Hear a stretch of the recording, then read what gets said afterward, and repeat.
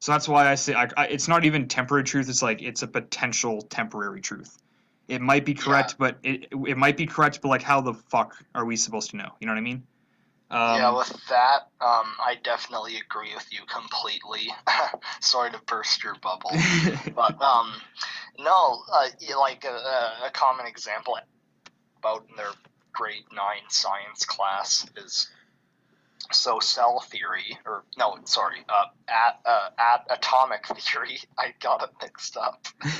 So there will be like, okay, raisin bun model, electrons are actually implanted in some, but then, oh, later we figure out, no, wait, they're actually orbiting around us, and then we figure out more stuff and more stuff, and eventually, let's say in 100 years from now, we'll say, those 21st century people are so stupid. Electrons orbiting around that one proton, or like the protons and the neutrons. Like we have a way more uh, defined theory right now, and it'll never change. But then it does 10 years later, kind yeah, of thing. it can always Yeah. change.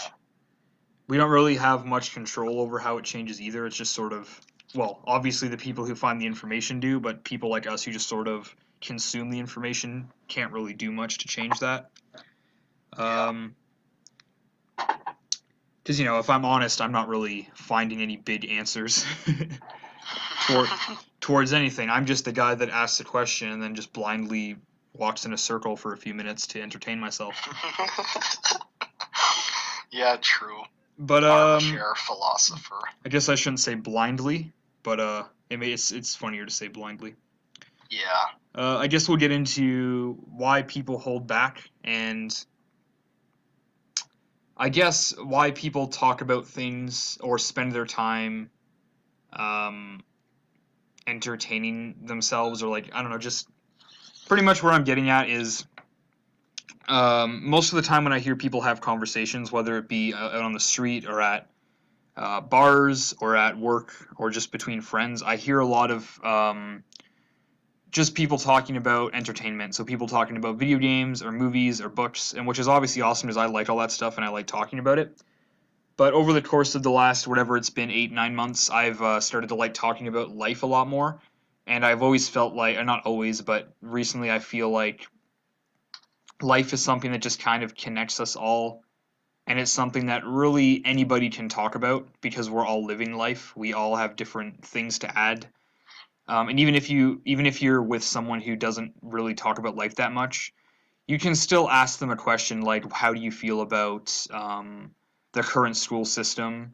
How do you feel about taxes?" And like, you can still get an answer out of them and like sort of learn a little bit about them as a person. And I find those conversations to be a lot more constructive and meaningful than just talking about media and stuff. Even though I like doing that too. So my answer is why do people take the easy way out so much? And why is everybody holding back? And even like me too, why am I afraid to just ask somebody at work, you know, what do you feel about like what's your favorite kind of science or anything like that? Why Yeah. why why is it Yeah. why is it hard to ask questions like that, but it's easy to say like, "Hey, have you seen this show on Netflix? It's good." Like, do you have any input on that? Well, as you said, um, when I'm talking to someone I'm not very good friends with, like a lot, I will take the easy way out because I don't really have the desire too much to really know what they feel about that subject, or they don't desire, or I feel that they don't desire to hear my side either, Yeah, because we don't really care for each other. that's a big thing. Is people a lot of the times give off vibes that they don't want to be talked to about that.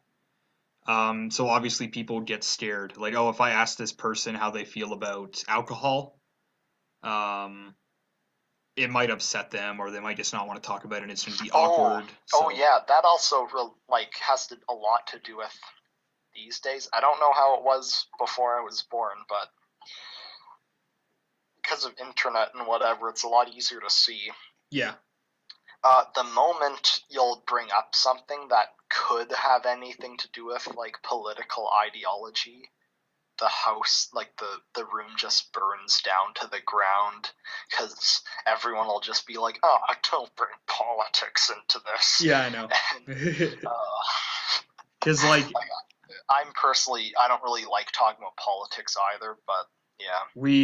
I don't even know if we've talked about it at all between us. Well, child discipline has, I guess, if you spin it weird, Yeah. but that's the political aspects. If you try to bring politics into something, they automatically have to do with the conversation.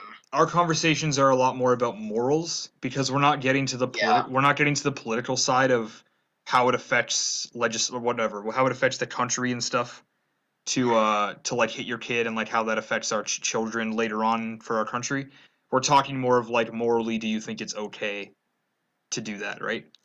I know. I think that's what differentiates it. Our conversations aren't rooted in politics, but they have political aspects. Obviously, because it's about philosophy and it's about what's right and wrong and about what should be done. But yeah, I definitely agree there.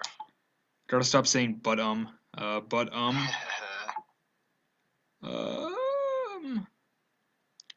to talk about euthanasia since we're not going to talk about political things? Sure. Sure. All right.